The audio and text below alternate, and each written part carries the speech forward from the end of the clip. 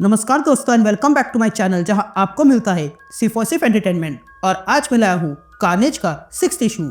तो यार वीडियो पे नए हो तो वीडियो को लाइक कर देना और चैनल को सब्सक्राइब कर देना। और साथ ही मेरे चैनल पर ज्वाइन बटन स्टार्ट हो गया है तो आप वहां से ज्वाइन कर सकते हो। और उसी के साथ अब आप मुझसे व्हाट्सएप पर जुड़ सकते हो जिसका लिंक मैं आपको डिस्क्रिप्शन में दे दूंगा।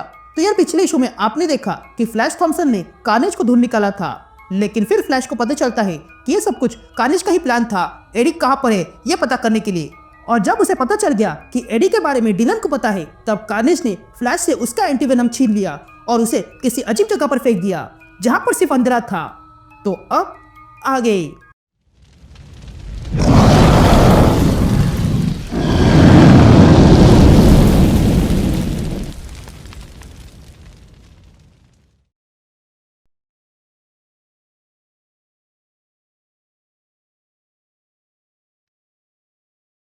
ऑलराइट गैंग, तो इसी की शुरुआत में हम फ्लैश को देखते हैं जिसको पुरानी बातें याद आती है।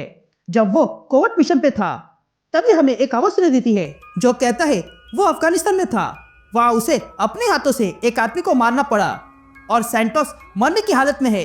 फ्लैश थॉम्पसन अपनी आवाज को ढूंढने का प्रयास कर रहा है पर उसकी आवाज उसके गले से बाहर नहीं निकल रही है और जब आएगी तब बहुत देर हो चुकी होगी।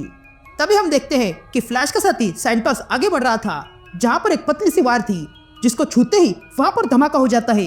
तभी हमें वही आवाज सुनाई देती है जो कहता है फ्लैश यहीं पर डार्क फोर्स से घिरा हुआ है। वो जैसे ही इसमें सांस ले रहा है वैसे उसे लग रहा है कि वो अंदर से चिढ़ते जा रहा है। उसे ऐसा लग रहा है कि समय उसके हाथ से छूटता जा रहा है पर यहाँ टाइम, पेन और मेमोरी के अलावा और कुछ नहीं है। और वो भी बिना परमिशन के आते हैं। वो उन्हें देखता नहीं बल्कि महसूस करता है। वो यहाँ रहकर बस कार्नेज की प्रतीक्षा कर रहा है पर कार्नेज यहाँ से जा चुका है और जो उसके पीछे बचा है वो कुछ काम का नहीं है। तभी हम क्लेटस को देखते हैं जो अब भी उसी चर्च में पड़ा हुआ था। तभी क्लेटस कहता है तुम कहाँ चले गए कार्नेज। ये कहते ही क्लेटस देखता है कि उसका शरीर पिघलने लगा था। तभी हमें वही आवाज सुनाई देती है जो कहता है क्लेटस की सीढ़ी एक ऐसा होस्ट है जिसके पास दिल नहीं है पर उसके पीछे जो बॉडी लटकी हुई है वो टिलन ब्रॉक की है।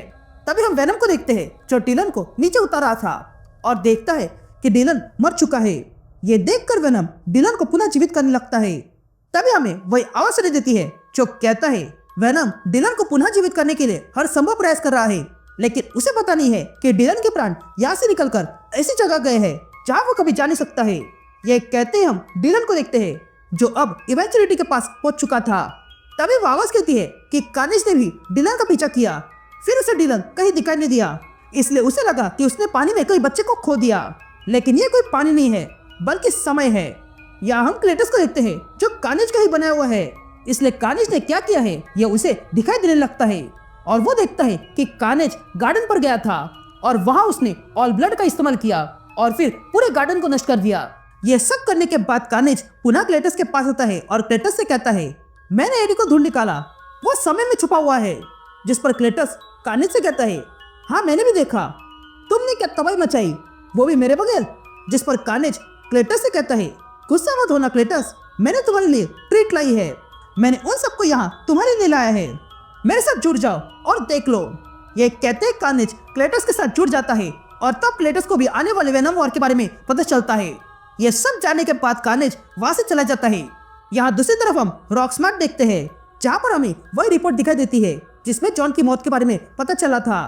लेकिन तभी उनके पास कोई आ जाता है। यहाँ हम क्लेटस को देखते हैं जो उसी चर्च में है और तब वो वहां पर एक औरत को छुपकर गॉड से प्रे करते हुए देखता है।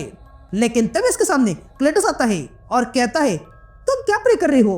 जिस पर वो औरत डर के मारे कहती है कि मैं माफी मांग रही हूँ। जिस पर क्लेटस उस औरत से पूछता है क्या तुमने कुछ बुरा किया। जिस पर वो औरत कहती है हाँ मैं यहाँ पर छुपकर बैठी हूँ और देख रही हूँ कि तुमने उन सबको मार डाला। जिस पर क्लेटस उस औरत से पूछता है क्या तुम मुझे रोक सकती थी। जिस पर वो औरत कहती है मुझे कुछ करना चाहिए था। जिस पर क्लेटस उस औरत से पूछता है क्या तुम मरना चाहती हो। जिस पर वो औरत कहती है नहीं, पर मैं मरने से डरती नहीं हूँ, मैं गॉड का सामना करने के लिए तैयार हूँ। यह सुनते ही क्लेटस वहां से जाने लगता है और कहता है तुम बहुत बोरिंग हो। यह कहने के बाद क्लेटस उस चर्च के बाहर आ जाता है और देखता है कि बाहर एक बेवड़ा दीवार को पानी देने में लगा था।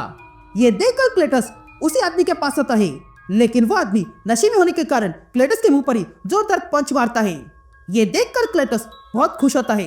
तभी देखकर वो आदमी फिर एक बार क्लेटस पे हमला करता है और फिर एक बार मारने वाला था कि तभी क्लेटस अपनी उंगलियां उस आदमी के गले में घुसा देता है। इधर फ्लैश को पुरानी बातें याद आ रही थी और तब वो अपनी ताकत को इकट्ठा करने लगता है। यहाँ हम उस आदमी को देखते हैं जो उस रिपोर्टर से मिलने आया था, जो उसे बता रही थी कि चर्च के बाहर एक मौत हुई है जिसको लटका के दिखाया गया है कि अंदर कुछ भी नहीं है। इधर फ्लैश होश में आ गया था, लेकिन तभी कार्नेज वहां आता है और उसे क्लास से बाहर निकालता है और कहता है, तुम्हारी ड्रीम्स बड़े अच्छे हैं, तो क्या तुम अपने अंत के लिए तैयार हो? ये कहते ही कार्नेज फ्लैश को खत्म करने के लिए अपने पास खींचता है, लेकिन तभी फ्लैश जाग जाता है और अपने एंटी वेनम को बुला लेता है और फिर अपनी जमा हुई एनर्जी को इकट्ठा करता है और उससे सीधा कार्नेज पर हमला करता है, जिसके कारण फ्लैश के सामने अब बाहर जाने का रास्ता खुल चुका था। यह देखकर फ्लैश तुरंत कार्नेज को पीछे फेंकता है और फिर उस पोर्टल से बाहर जाने लगता है। And that's it. ये इशू यही कंटिन्यू होता है।